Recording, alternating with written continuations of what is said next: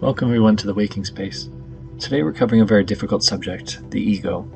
It's difficult for a number of reasons, one of which is our egos actually don't like learning about our egos.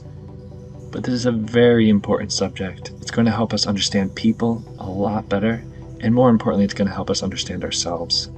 So your force fields are going to come up from time to time. In fact, at times your ego might even say, don't listen to this crap, you don't need to know this information. But really try to make it to parts 2 and 3. You should also know this isn't really Freud's version of the ego. This is something deeper. This version comes from much more wiser people like Alan Watts, Gangaji, and Eckhart Tolle. That's where I got this information. So let's begin. The first thing I want to cover is the fact that the mind, though amazing, has an agenda of its own. Similar to our DNA actually doesn't give a crap if we're happy people. It just wants to keep going. It wants to replicate and stay alive. Very similarly, the mind is like that. It's all about self-preservation.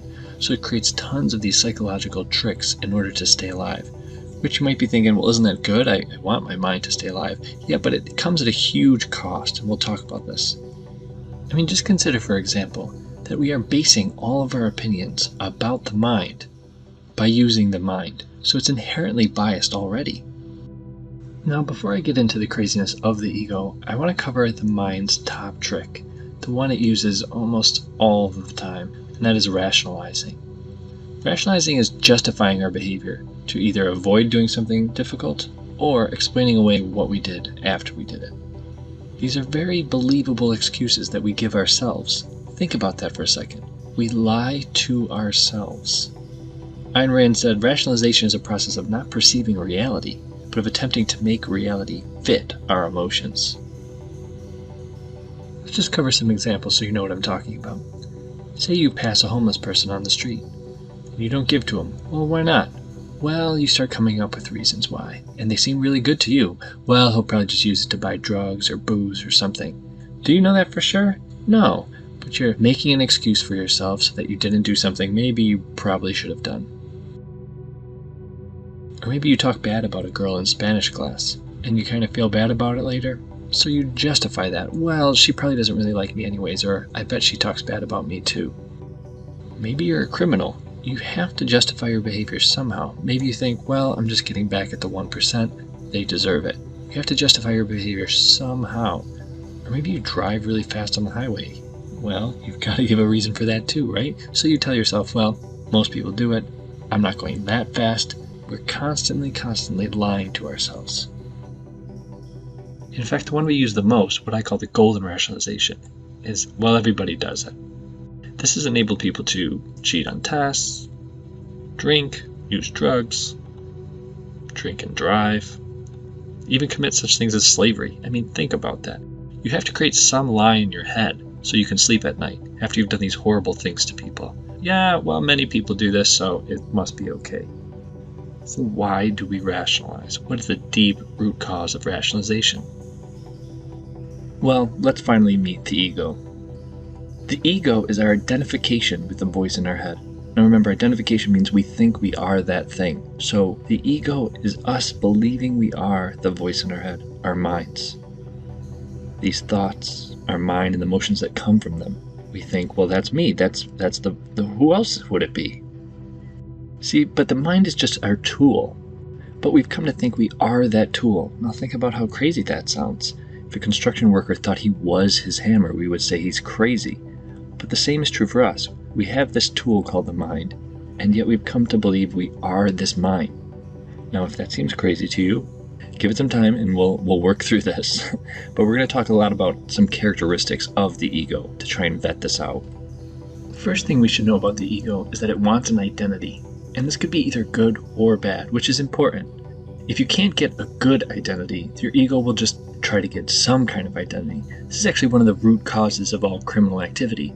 These people perceived that they could not have a role or an identity that was good in society, but they had to have something. The ego wants it that bad. So the ego gets us to chase wrong things all the time. And now we covered this in the consumerism and why we buy videos, right? We chase things because we think if we have those, we'll be more of a person. Well, that's just the ego. So our ego feels like it's constantly under attack. So it always wants to create these defenses to protect itself, to protect you, Now, the ego is actually trying to protect us. It's on our side, but it just goes way out of control. So one of its main tools is to rationalize. We lie to ourselves in order to protect ourselves. It's actually a defense mechanism. Now, one of the fundamental principles that the ego works on is this idea that it's separate from everything else.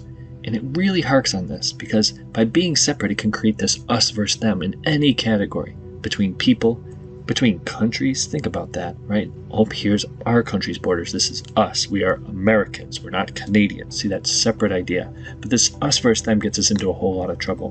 But also interpersonally, by me feeling separate from everyone else, I can now criticize them. I can judge them if my ego's feeling crappy. But how awful is that, right? But this is one of those principal ideas. Now, the ego is kind of time-based. It only really lives in the past and the future. That's why that Eckhart Tolle quote in the beginning makes sense. Awareness and ego cannot coexist, because awareness is being present in the here and now.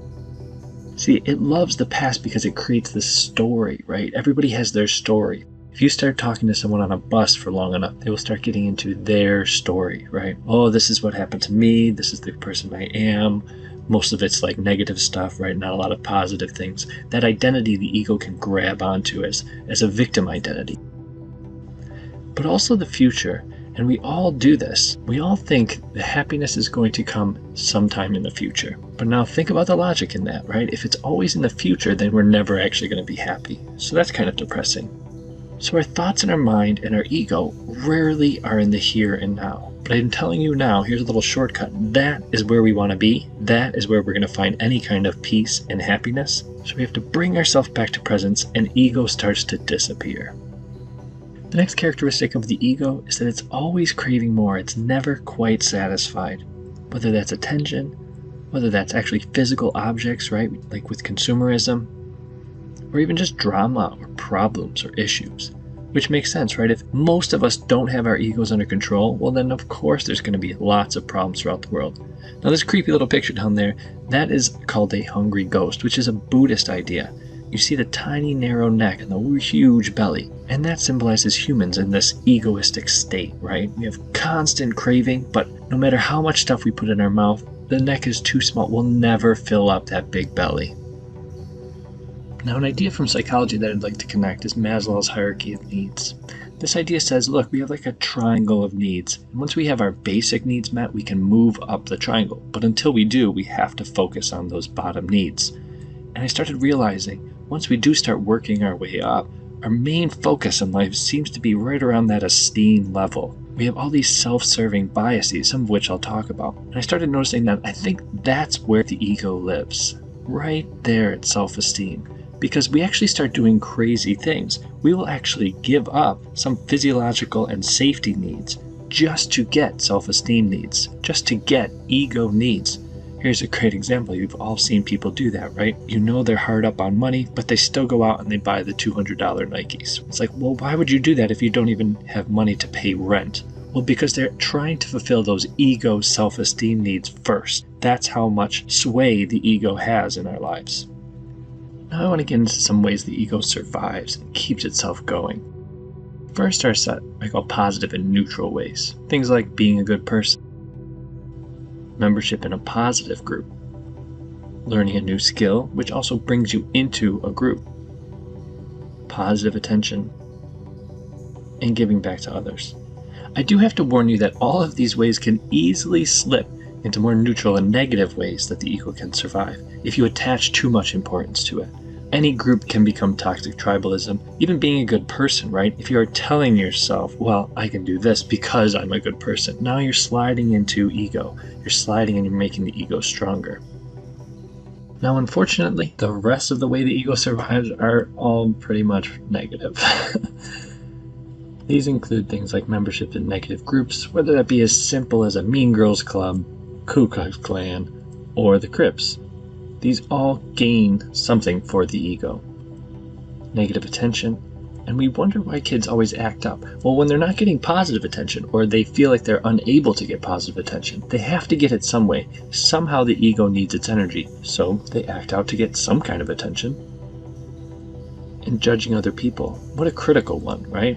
Our worst fault is our preoccupation with the faults of others. We do this all the time, and it builds up our ego. It strengthens our ego.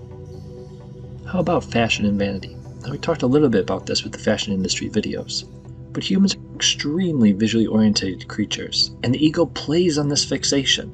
It says, look, you're only worth something, you're only good if you have some of this beauty that society says. In fact, some people rely only on the looks for their sense of self and ego. How dangerous is that? Now again, this is not to judge, that's just more ego, but it's to realize where our ego gets its strength from.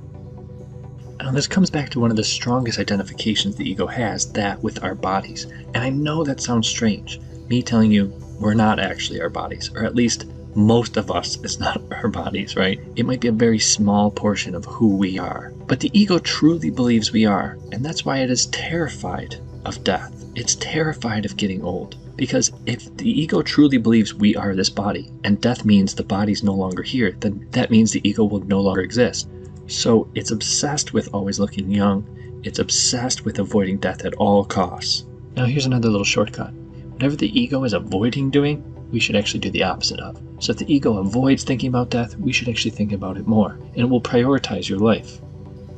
So as you come to realize, identification and attachment are two of the ego's biggest tools. Attachment to our jobs, our sports teams, our pets even, and our stuff. Now the list is endless really, but it's usually something very specific and unique to us. Remember, the ego wants us to feel separate from everybody else. Which leads us to a little bit of a homework assignment. Start to think about your ego.